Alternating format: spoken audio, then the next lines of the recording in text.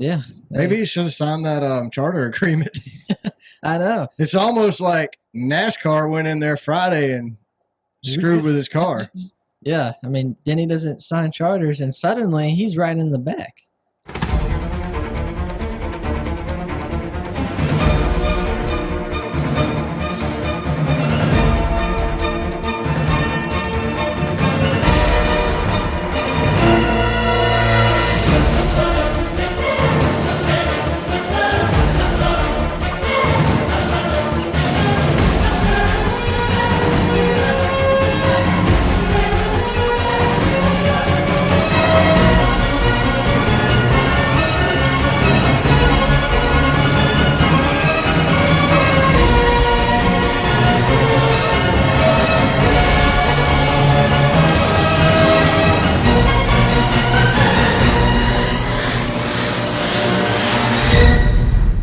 Hey, what's going on, everybody? My name is Brad, and with me, as always, is John, and this is Race Car Spelled Backwards, episode 106, I think. Yes, it is. Good job. I got it right. We didn't even really practice. No, we just did like one test and said, hey, let's roll with it. Yep. I mean, it's early for us. We don't ever record a podcast this early in the morning. And not on Mondays. Oh, yeah. And I used to record on Monday. Yeah, when we but started. we can never get all of our stuff in. Nope. So we're just going to wing it today, guys. Yes. We have listened to no other podcast. I did watch the recap just so I would have a better idea of what actually went on during the race since we were at Atlanta. It's a whole different perspective when you're there. Yes. Yeah, it really is. You don't really know what's going on with everybody. Through our scanner, we listen to Brad a lot. Yeah. I love listening to TJ Majors. Like, yeah. Dude is nonstop. I don't know how anybody talks that much for 4 straight hours, but it's inside and outside still there. Door, bumper, clear, Brad. And Brad's like just doing what he wants to do. Yeah. That was funny. I felt like TJ was getting frustrated at times. Like, man, you're clear. How many times do I have to tell you you're clear? Move up, move down, do something. But no, it's just completely different being at the track in person, watching it in that atmosphere. It's just you watch the whole race. You don't just have to watch the zoomed in cars that TV wants to show you. Yeah. Which I watched the recap and that was about it. Yeah, I mean, I'll probably go back and watch the race on TV later today. I usually do before we record, but I'll watch it after we record today. Since you're going out of town, I mean, yep, we had to get up early for this. I know, right?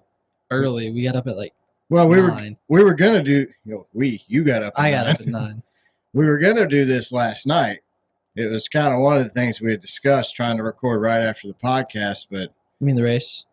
Race, yes, yeah. Wow. See, I told you it's too early. But I'm kind of glad we didn't. Yeah. I wasn't too thrilled by the time we got home. That parking lot, man. Man, that's something else. It's just rough. Like, if you've ever been to Atlanta Motor Speedway, they have 3 parking lots if you're looking at the track on the right side. They have the red lot, the green lot, the purple lot. Yep. They have 3 parking lots. So that's 1, 2, 3. They also have 3 entrances and exits. Yep. 3 ways in, and those 3 same ways in are also your only 3 ways out. So you got like 30,000 cars shoved into a parking lot. And at the end of the race, you have, I really hesitate to call them Georgia State Patrols because I feel like that's almost an honor. But what these idiots do at the racetrack, I would be embarrassed. I am embarrassed as a tax-paying citizen to know that my taxes provide those idiots a uniform to stand there and do nothing. They literally complete waste of time. Don't do anything. I remember last spring at the Atlanta race, we were leaving, and there was a dude sitting there on his phone watching TV. Do you remember the race? Do you remember Talladega when you were younger? And those cops would literally scream at you in the parking lot for going too slow. Yes. I'm doing like 70 miles an hour through the dirt, and I'm getting screamed at by let's go, come on. Or Alabama's finest. Keep it moving. Like we could get out of the track and home quicker from Talladega than we could from Atlanta. We were an hour away. Yeah. We live literally 15 minutes from the Atlanta Motor Speedway. Yep. And we're 2 hours from Talladega. And used to, when we lived in Alabama, we were an hour from the track, but we could get home faster than we can get home from Atlanta now. So yeah, it's ridiculous. At Atlanta, in the parking lot, you can't let people out. Unfortunately, you can't be nice in the parking lot. We tried that last spring, actually. Poor guy behind us, he let one car over, and I looked back, and he was 12 cars back before he started moving again, because as soon as you open the gap, everybody pours in from each side. Mm-hmm. So I got the double birds. I got the Chase Elliott's from a few people.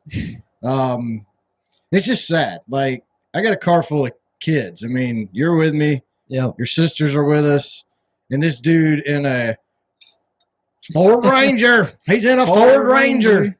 I mean, he's in a Ford Ranger with zero lift kit on it, big knobby mud tires that prevent him from being able to turn the front tires. Yep. He's as hillbilly as they come. And he's giving me the double birds in his stick shift Ford Ranger. Like, dude, I'm not letting you out. For one, I'm not letting you out because this lady on the left who's also giving me the double birds, y'all are going to hit head on. If one of you goes, y'all are just going to hit each other. And then I'm stuck here for another 3 days. So I feel bad for that guy. Bless his heart. Bless his heart. That's all I can say.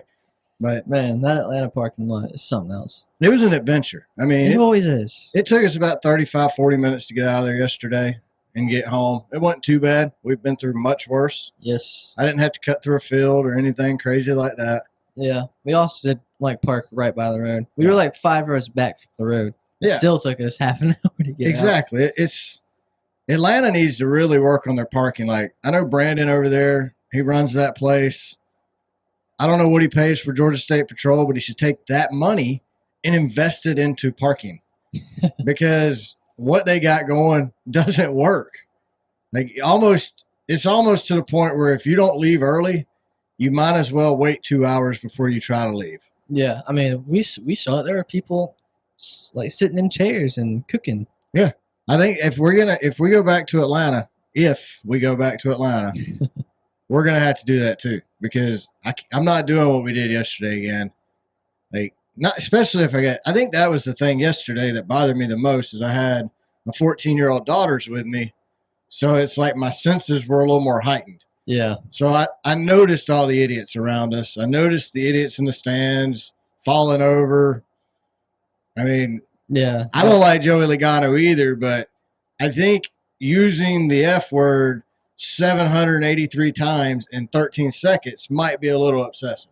Yeah, just a little bit. Just a little excessive. Just a little bit. I mean, when it's just me and you, it's like, whatever. Yeah, I mean, it's different. Yeah. I mean, they're girls, you're a boy. It's just different. You're older, they're younger. I mean, it's the dude throwing the ice. Oh, my gosh. Dude, if he would have thrown another piece of ice and it came anywhere in my direction, I was throwing it back at him. Well, that's the closest I've ever come to getting into a fight at a racetrack. I mean, man.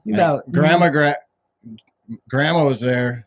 My wife's mother was there as well. She grabbed my arm, because she could tell I was mad. Because you don't throw anything at my kids. And I know he's just trashed. I mean, the dude was absolutely hammered. Yeah. He had already sat down next to me in my lap, so I put my arm around him to let him know there was other people sitting there, and he looked at me. I mean, I don't have a clue what he said. Neither does hammered. he.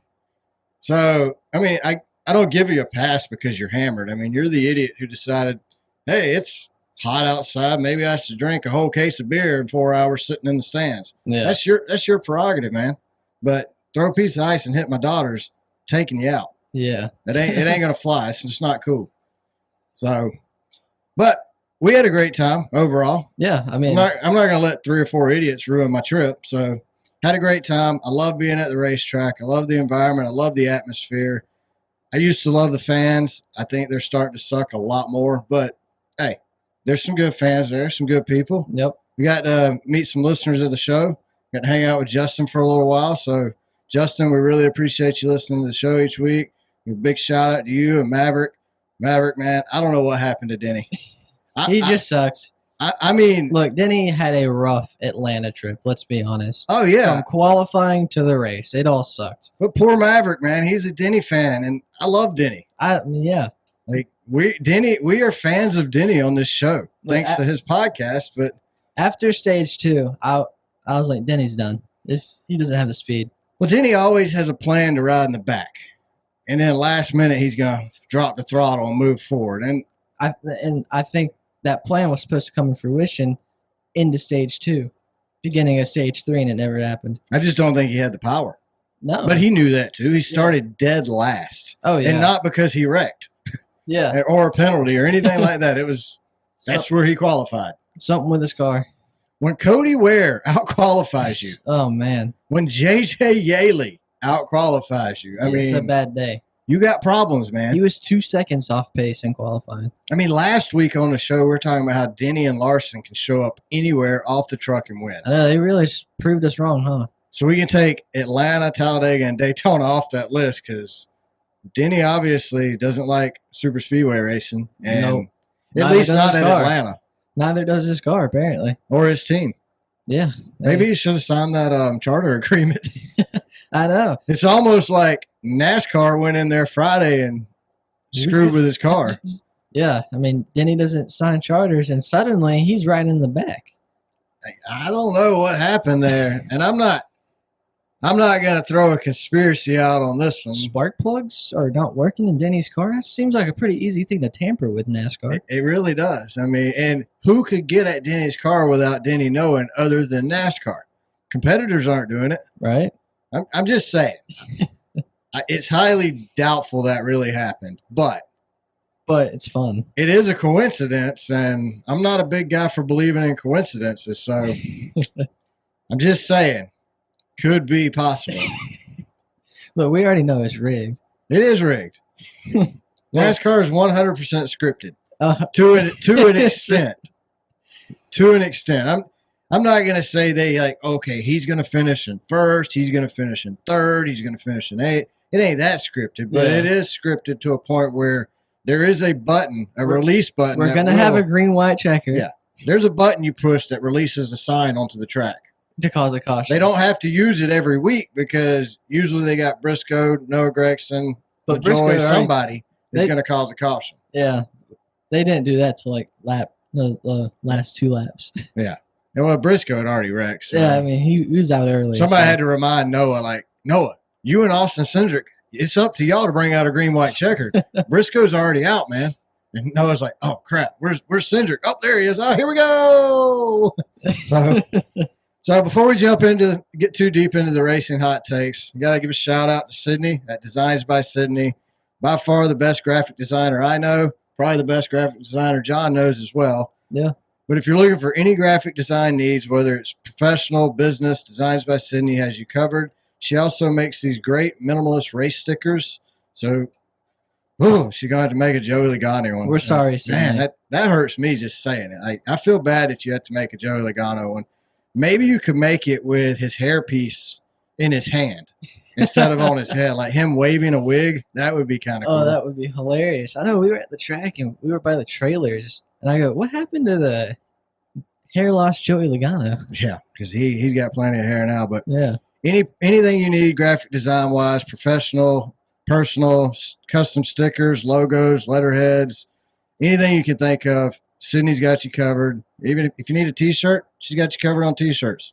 I mean, if you need a Buffalo Bills, go Bills. They won this weekend.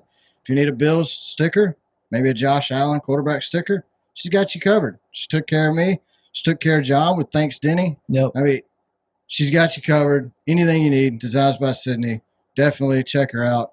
Make sure each week you also vote on the Good Race poll. She's going to put that out after every race. This week, when I looked, I think there's 7, 8 votes maybe. It was 100% for the Cup race. Yeah. It was a shocker.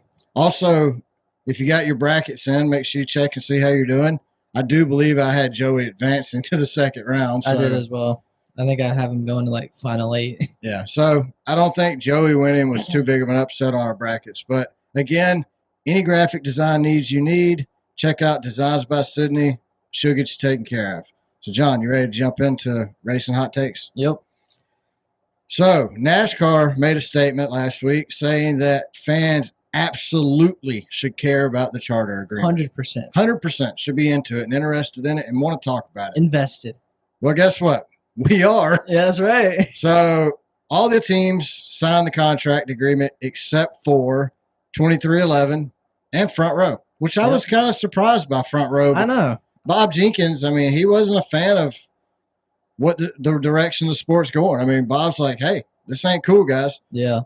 Teams are getting screwed here. So, I mean, 2311, that's not shocking. I'm very proud of 2311 and Front Row Motorsports. Like, actually, those two teams just moved to the top of my favorite teams in NASCAR. Because, look, they're standing up to Big Brother. They're standing up to big corporation NASCAR. NASCAR's, I mean, granted, they're kind of a big corporation themselves, but still, they're standing up to the man. Right. Like, we've all taken it from NASCAR as fans. I've sat in 3 o'clock races in the middle of the summer in the dead heat in the hot sun because that's the best time for TV instead of running it at night. I mean, we got $1 million light systems at these tracks and we can't use them because that's not the best time for TV. Like what? So NASCAR has essentially killed the fan experience and they're trying to kill racing in general. I mean, Curtis Polk said this is a David and Goliath moment. Basically, calling the team David and NASCAR Goliath. I agree with that. Yeah, absolutely. I mean, what do you think? No, I mean, I'm glad they did it just so it's like, all right, well now, I mean, 2311 is the hottest two-car team on the track. And definitely wants to grow. I mean, Tyler Reddick is, in my opinion, in contention to win the championship. Tyler Reddick's definitely one of the best drivers on the track right now. Yeah, and you have his team saying, yeah, we don't like what NASCAR's doing. You got Michael Jordan, probably the biggest name in sports across the board. I mean, it doesn't get much bigger. What Michael Jordan can bring to NASCAR and just – he has brought. Yeah, that's what I mean. Like Tyler Reddick wins the regular season championship. I don't know who won the regular season championship last year, the year before that, the year before that, the year before that. Nope. I don't even remember people talking about it, to be honest with you. Yeah. But Tyler Reddick wins, and you got NBA podcasts, ESPN, all these people talking about Michael Jordan's team winning the regular season championship. I mean, you can't ask for better publicity.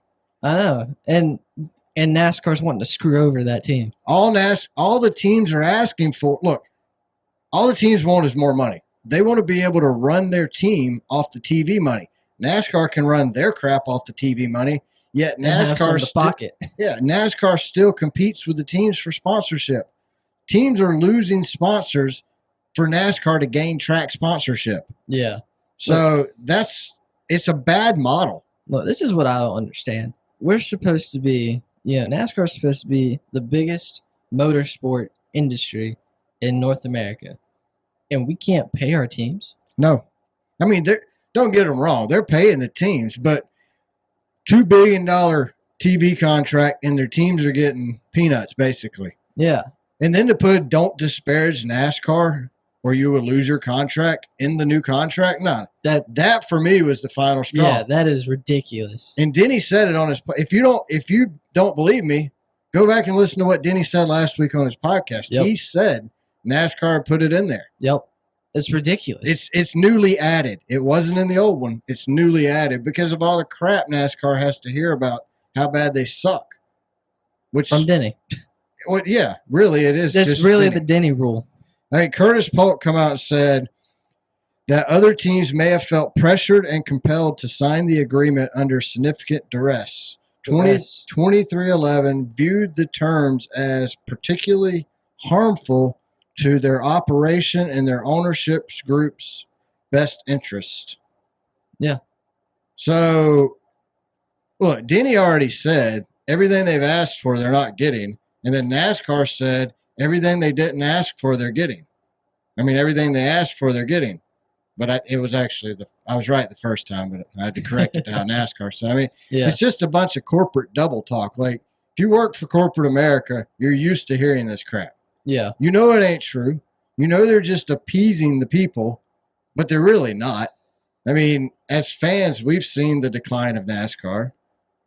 So we don't want that. It really is ridiculous. And, you got HMS, Penske, and Gibbs.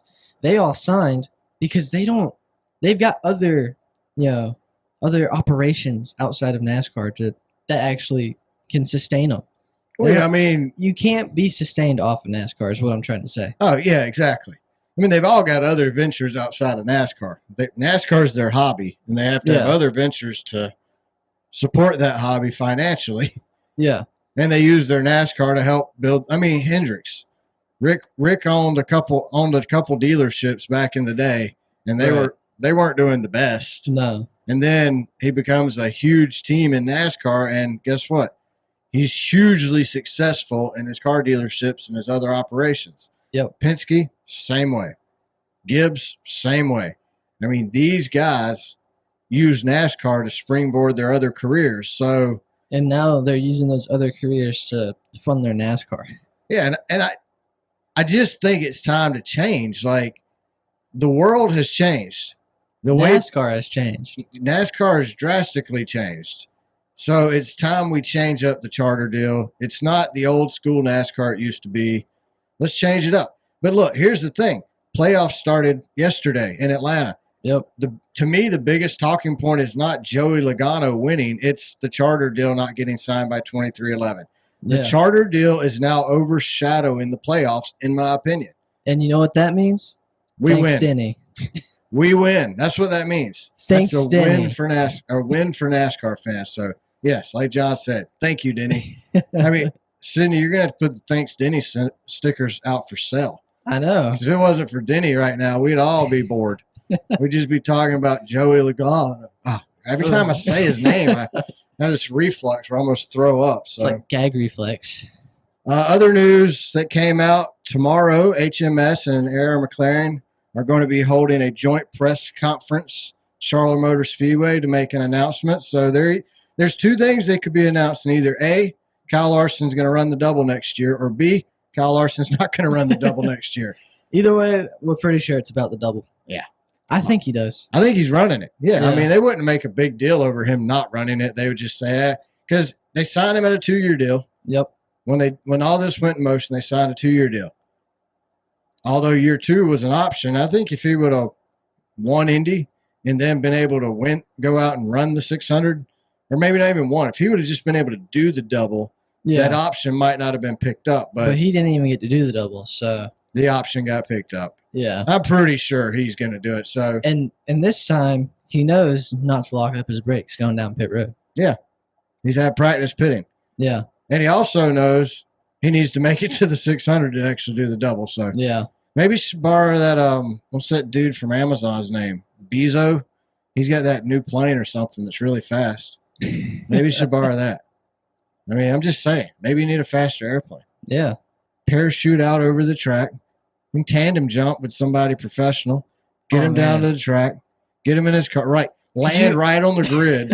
And he unbuckle and get in the car. Could you imagine that? Just a flyover. Here comes Larson, and there he's coming on down. Dude, could you imagine that? Like the airplane's painted in like HMS colors, that'd be or like Larson's paint scheme or whatever. Everybody looking at her. It's a bird. It's a plane. It's Josh Allen. No, it's Kyle Larson.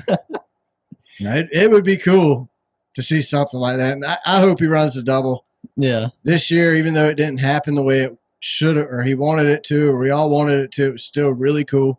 Yep. I mean, nobody can run it and do it like Kyle Larson, obviously. I mean, the dude ran good all day. He had a mistake on pit road. I mean, Kurt Busch did really good, but then he wrecked on like lap 3 at the 600. So we need somebody to finish both races and run good in both. If not win one of them, at least run really well in both of them. That's what I want to see. Yeah, and Kyle Larson definitely win the 600.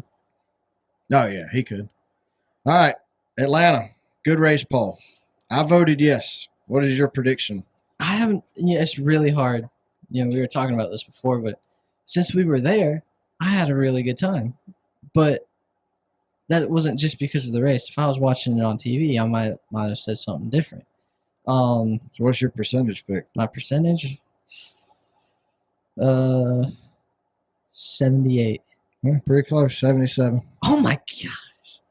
I'm really surprised it's not higher, to be honest with you. I am too, but because I thought it'd be higher because, the hype coming off of 3 wide last Atlanta. And, it's Atlanta. We've hyped this up quite a bit, and it wasn't a terrible race. So I was kind of expecting it to be a little higher. But I can't believe I was that close. I can't either. Actually, so I voted yes. This is another race for me. If he had okay as an option, I probably would have voted okay.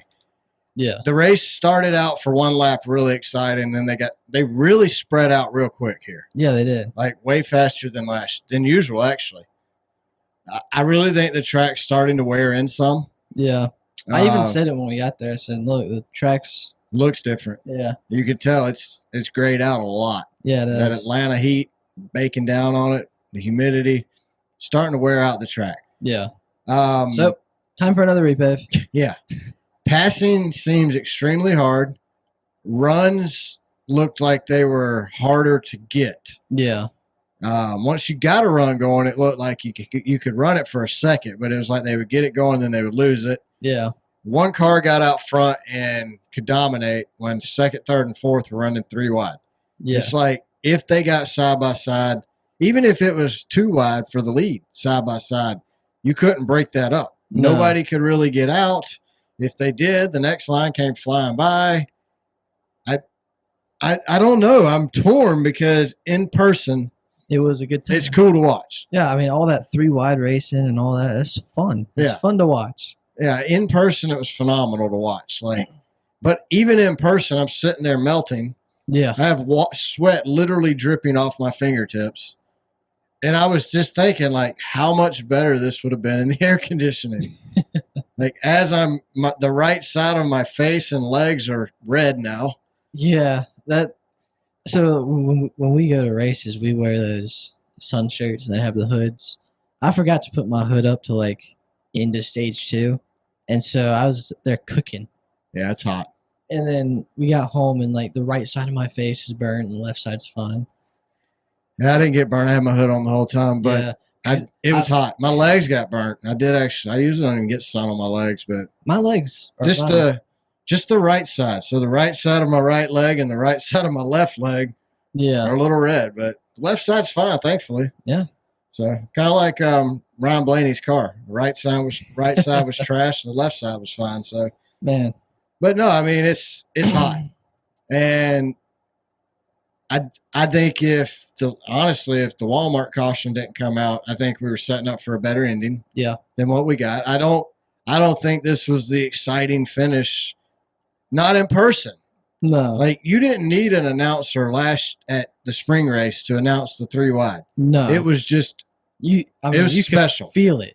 You could feel it at the track. You didn't have that this time. No. At the end of this race, you look around, people were dying. They're passing out from heat strokes. They're melting. But everybody was on their feet for the last 20 laps or so. Yeah. And that's because you can't see if you sit down. That's true. But I mean, we're expecting what we saw in the spring. It's something exciting, and you just feel the tension, and from laps 20 to 10, you just feel it something's about to happen. Racing is about to go down right here, and then oh, there goes Walmart. Okay, and then after that Walmart sign hit the track, all that tension died. I swear NASCAR has a button. They're sitting there in the control room going, all right, guys, the fans are getting into it. It looks enjoyable. It's getting exciting. Somebody hit the button. We need a green, white checkered. I know it's too early, but you're going to have to hit that button over there, Jimmy. I don't know if Jimmy was supposed to hit it on lap 11, but he did. Maybe Jimmy can't count. He probably can't. That was probably him in the parking lot flipping us the bird in the Ford Ranger.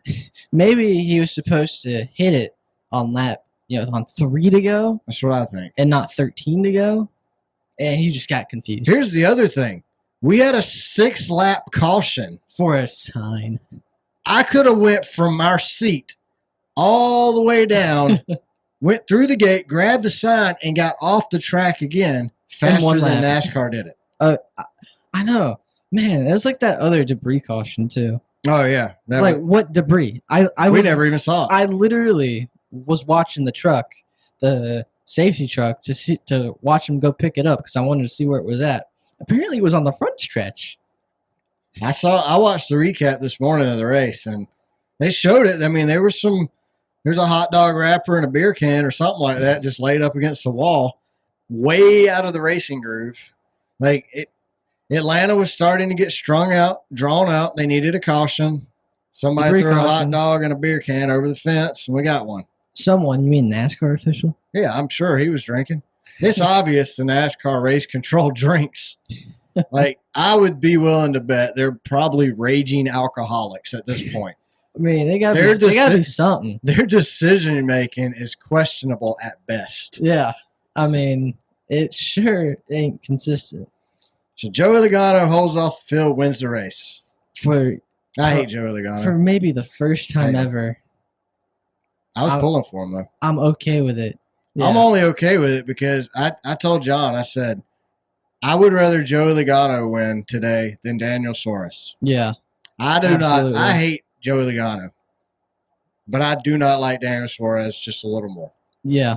I have to agree. I've disliked Joey Logano for years. See, my thing is, at least Joey Logano is a good driver. He wins. Yeah. We've seen him win 5 or 6 times. I know it seems to be a tradition for us to watch Joey Logano win, but it came to the point 20 to go. I was just hoping Suarez didn't win so much that when Joey got out in front, I was like, I'm okay with that. Yeah, I'll take a Logano win over a Suarez win any day. Yeah, I mean they had. I don't even know what it is about Daniel. I think it's because he has two. I don't know how many wins. He has 2 wins. One at Atlanta and a road course. Who knows where else? On a road course. So he's got 2 Cup victories and an 8 seasons and an Xfinity championship. So, but they shove him everywhere you look. It's Daniel Suarez advertising. Yeah. Stop NASCAR shoving him down my throat. Let me decide who I like. Used to NASCAR would. I mean, I'm looking at a Coca-Cola billboard ad that's hanging up here in our studio, and it's got 1, 2, 3, 4, 5, 6. It's got Dale Jarrett, Ricky Rudd, Dale Earnhardt, Kyle Petty, Bobby Labonte, and Jeff Burton on it. Yep. And there's more than one driver. Why can't NASCAR promote everybody? Why do they have to just pick Daniel Suarez? I know he won the last race at Atlanta, but that's all I've seen for months now is Daniel Suarez. Then all they talk about, can Daniel Suarez make it 2 in a row at Atlanta? Who cares? Let's hope not. I mean, we were sitting there at the start of the race. They had his car in victory lane. Oh, yeah, they already had it in victory lane. What? And then Joey Logano. I hate the guy. I hate him as a driver. I love him in the booth, actually, which is really awkward. But I think he's a phenomenal broadcaster. But I just can't stand him as a driver. And it's his interviews. He goes out there, blocks, wrecks, drives like trash, does whatever he wants to do on the track. Yeah. But if anybody does it to him, it's unacceptable. They're idiots. They should be fired. I mean, I guess he's no different than any other driver, but it's that laugh. I can't take it. I just can't do it, man. It's like a weasel. Drives me insane. Oh, man. And it's not nothing new. I've hated Joey Logano his whole life. Yeah. I've told the story about Daytona. So we went to Daytona, USA after Joey Logano had won the Daytona 500. And when you go through the museum and when you come out, there's the winner of the 500's car there, and they want you to take a picture. And the guy's like, come on, bring your family over here. Let's do a picture with Joey Logano's car. I'm like, absolutely not. I will not allow my children to be subject to this. This is unacceptable. Do you remember this? No, I don't. Okay. I mean, I've told it on this show before, but I'm like, we got to go. Yeah. So we did not take a picture with the Joey Logano car. Me, my wife, and the 3 kids, we just kept on walking. And the guy's like, what? Like, you're obviously not a NASCAR fan because any NASCAR fan understands the hatred is real for Joey when you Logano. don't like a driver, Yeah. Especially Joey Logano. Especially Joey Logano. But he's got his fans, too. He does. I mean, we saw some people there sporting their Joey Logano gear. Like they're giving it away out front or something for free. I don't know. But we had this 60-plus-year-old lady who's got her cell phone recording Joey do his burnouts, and everybody's booing as they walk by her. And then Billy Bob and Ted walk up and just, F you, Joey Logano. And they must have said that. Oh, my God. I'd say at least 27 times. I mean, it was like. And we only have 5 steps to walk down. And I heard it probably 27 times between those 5 steps. It's like, dude, we get it, okay? And if he wouldn't have been so drunk, I might have said something, but I didn't want to go to jail because a fight would have broke out. Yeah. He was too drunk to be reasonable.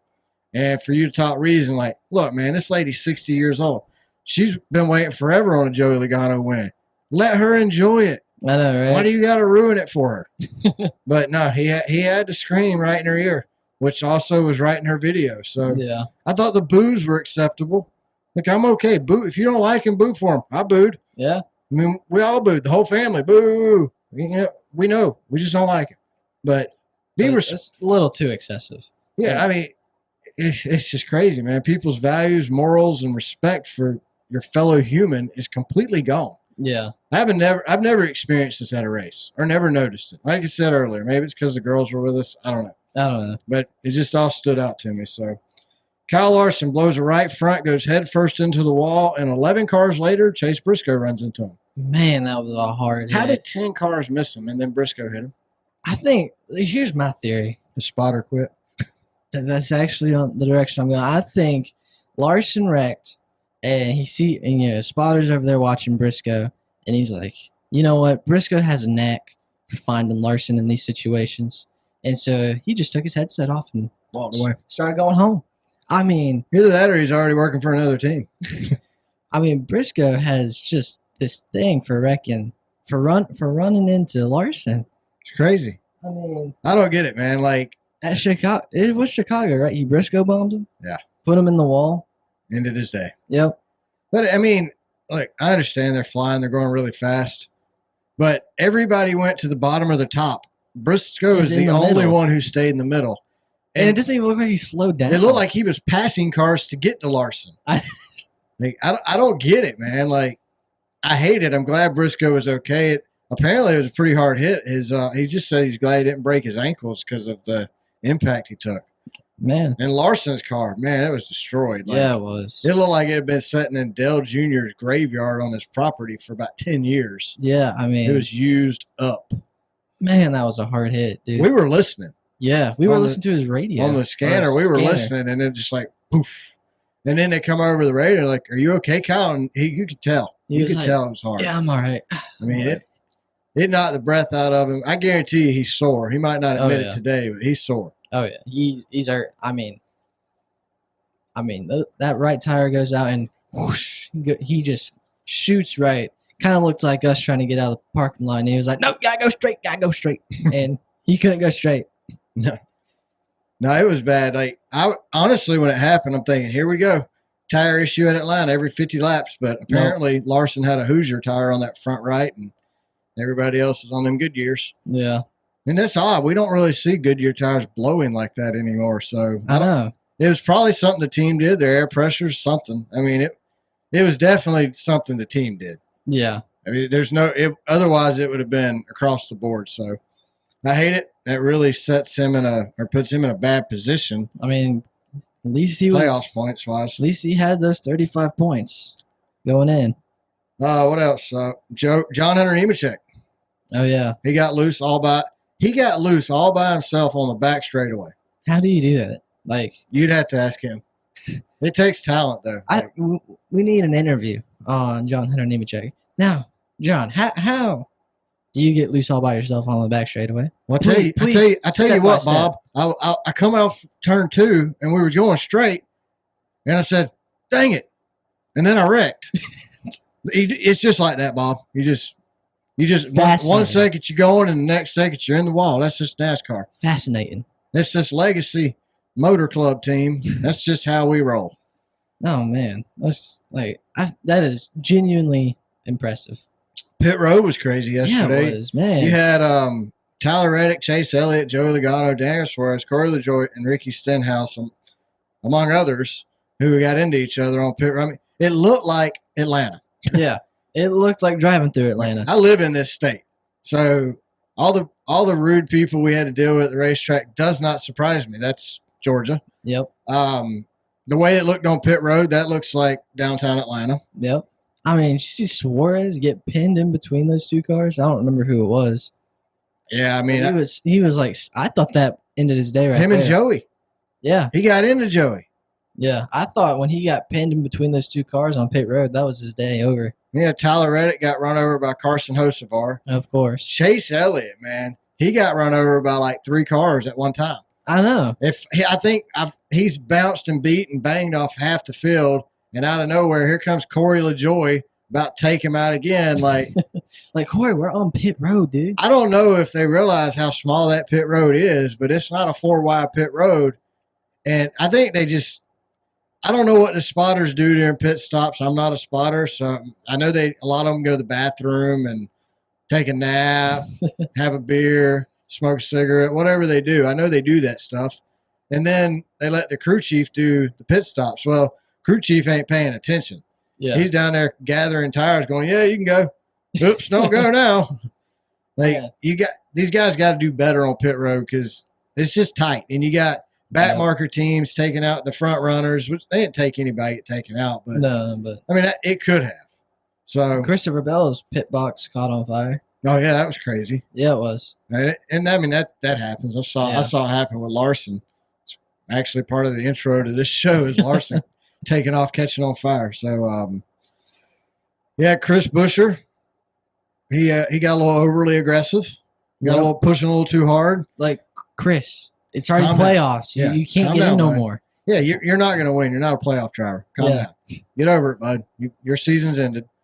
But, he got a little overly aggressive. Got into Ryan Newman. Ryan Newman? Wow. Got into Ryan Blaney. Dented the dent wizard all up. Man. And in the process, our favorite beloved Martin Truex Jr. Man, dude. He can't help but wreck. Man, he's got that gone fishing shirt they were selling at his trailers. Yeah, he's already gone fishing. Yeah, he's gone fishing. Like, mentally, he is completely checked out.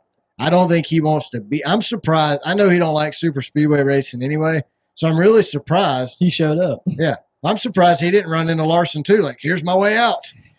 Like, at lap 2, maybe at lap 2 he could have wrecked again. I don't know.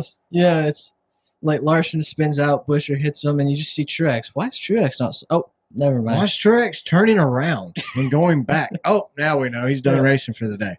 Yeah. And then the poor guy had to stay out there running 33 miles an hour slower than everybody else. I know. I'm surprised he didn't just hang it up, pull a Joey, and just go home. Well, it's the points, playoff points. I mean, his team still wants to do good in the playoffs, even though he don't. Yeah. He's hung it up. Look, Truex, I've never really been a fan. I don't dislike Truex because there's nothing really to dislike because he doesn't say anything, but he's just never been my driver. Right. He was. I liked him when he drove for Dale Jr. the Chance 2 car, but since then, I mean, whatever. Yeah. I don't dislike. I really have. Yeah. That's the best way to describe Martin Truex. Yeah. Yeah. But I mean, he hit an age. Yeah, he did. I mean, I think he's just done racing.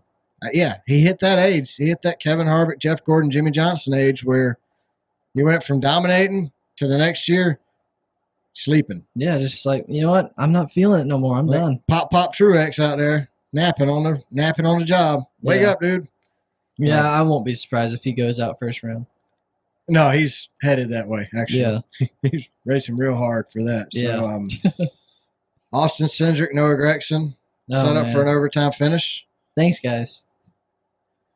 Oh, man, I'll tell you what. Like, these overtime finishes are really getting... It's just getting old. Like, and it's... every week. Okay, if we were having an overtime finish every week because there was some good, hard racing up front, then that's one thing. But you got people in the middle and the back of the pack wrecking each other, ruining the race up front.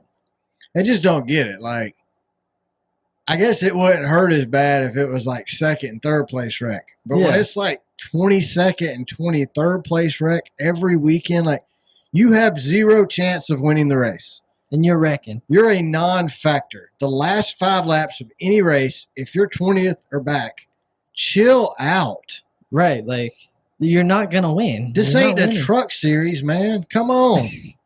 Like, Austin Cindric, luckily, he's got daddy taking care of him. He's good at Penske. Yeah. He'll be there for probably ever. He ain't got to worry about it. Noah Gragson, on the other hand, gets passed around like a rag doll right now because his team's closing down. He's got to go somewhere else. I mean, he's got to reprove himself all the time. Yeah. But you're not a factor to win. So just chill out. Just finish your goal at that point should be just to finish the race.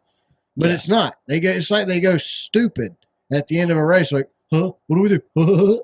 And then they wreck. It just makes no sense. And if it wasn't the green, white, checker conspiracy, literally everywhere. We used to have this thing called the phantom debris. It was a phantom debris caution. You go 280 laps at Atlanta Motor Speedway, 3 guys on the lead lap. They done lapped everybody 36 times by lap 7. Yeah. I mean, you got half the bleachers are empty, the other half are asleep. Yeah. So you get a phantom debris. There's never anything on the track. They didn't even pretend back then. It was just debris. Wind blew it away, it's gone. Like, no, they didn't even try back then. Atlanta used to be the most god-awful, boring race on the circuit. And we had the phantom debris cautions back in the day. Now, we just have non-factor teams causing cautions with 3 laps to go. Yeah. Every single week, we get a green, white checker. And it's hot. Yes. That was me yesterday. It's like I literally have sweat dripping off the tips of my fingers. I'm hot. I'm ready to go home at this point, and the race won't end. Yeah, I mean, like I said though, after that Walmart billboard, it was over. It was downhill. Like that was it. That's where the race really sucked after that. We really should have went another 8 laps under caution and just went straight to green, white checker from Walmart. I don't know why. I hate Walmart. I hate the company Walmart. I hate everything about the ownership of Walmart. And now they got their stupid banner ruining races. Like, I know, we were listening to the radio and it was like, oh, it sucks because their sponsor's upside down. No, I think it'd suck more if it was right side up. I mean, we got to see it anyway, but then we know the idiot not to buy from. Yep. Avoid Walmart, NASCAR fans.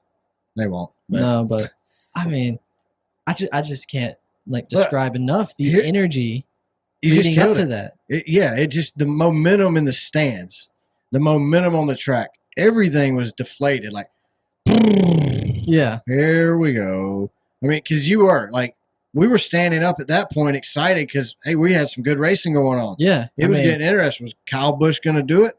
Could Ty Gibbs pull it off? I mean, you got all these factors involved right now, and the track has a failure, a sign failure at that. Like, I know, come on. These tracks are making a killing.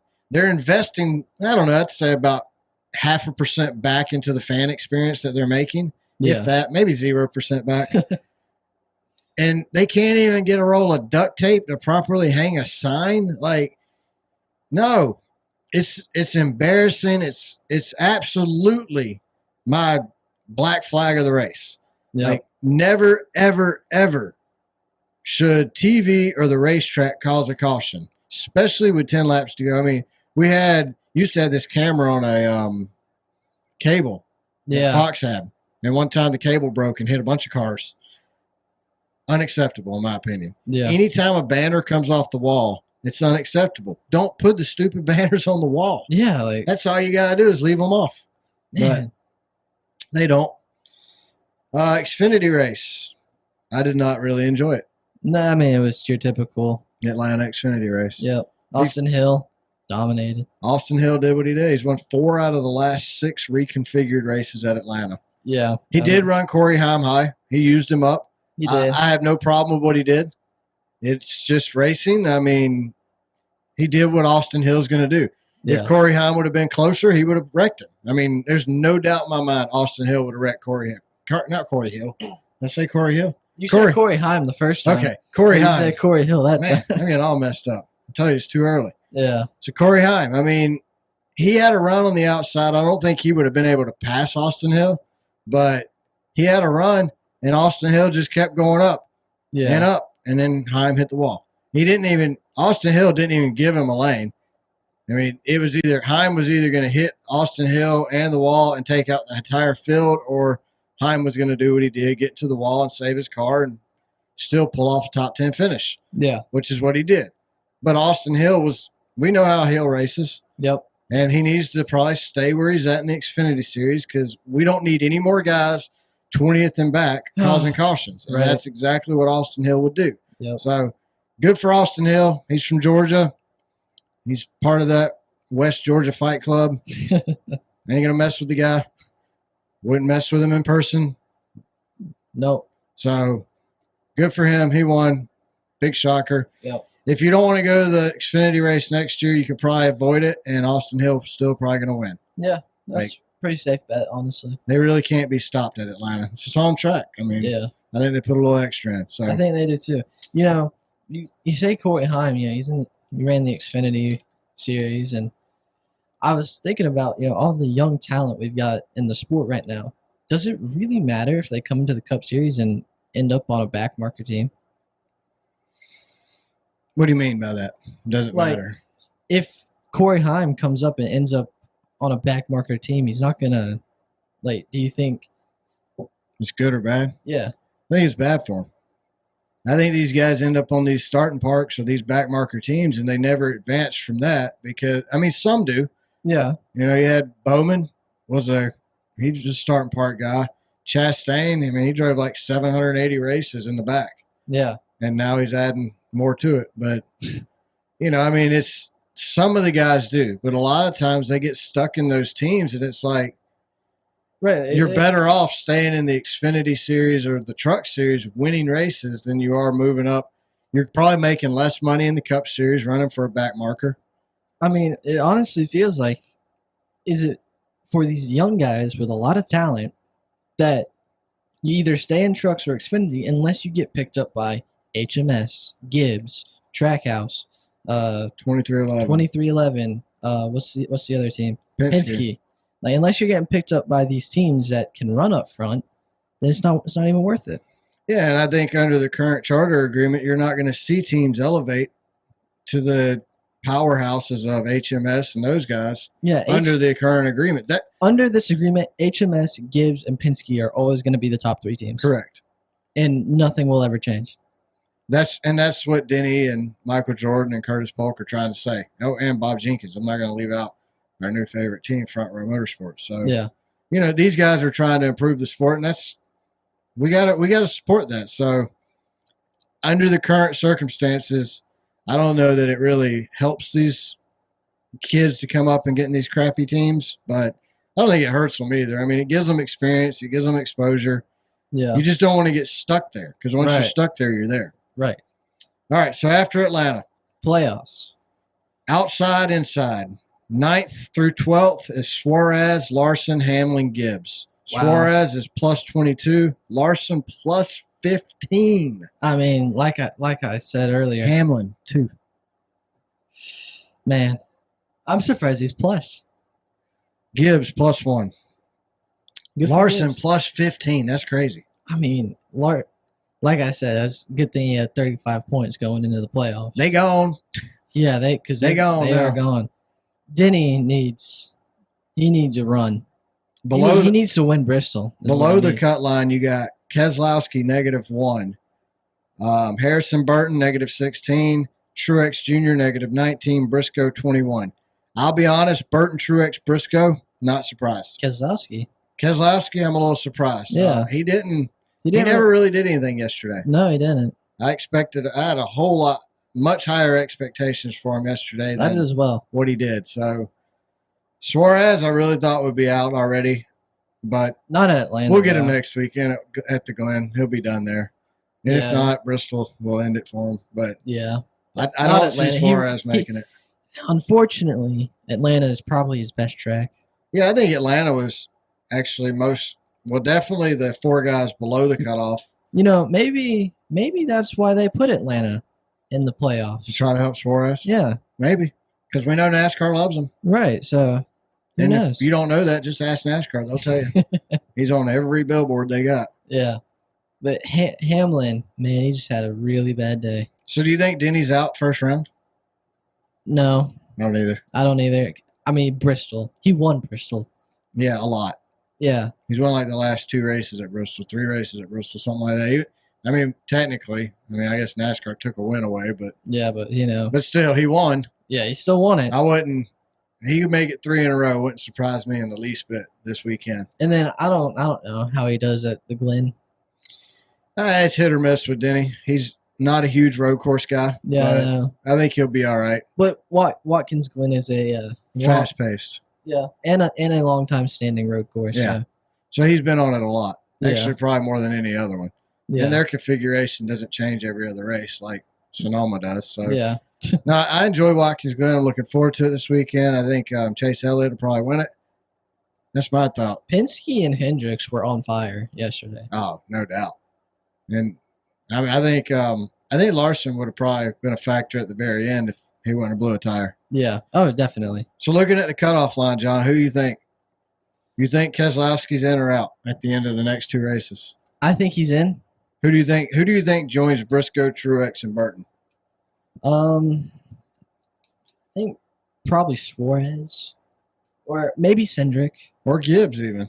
I don't know. I think Gibbs is gonna. Gibbs actually. He was doing good yesterday. Gibbs could go out and win Watkins Glen. Yeah, that's what Ty Gibbs is probably one of the better road course racers out there. Yeah, especially in the playoffs. Well, just in general. I mean, in general, but he dominated when he was in the Xfinity series. He did really good on the road courses. So. But yeah, I don't think Gibbs is out. I think he's fighting his way into the next round.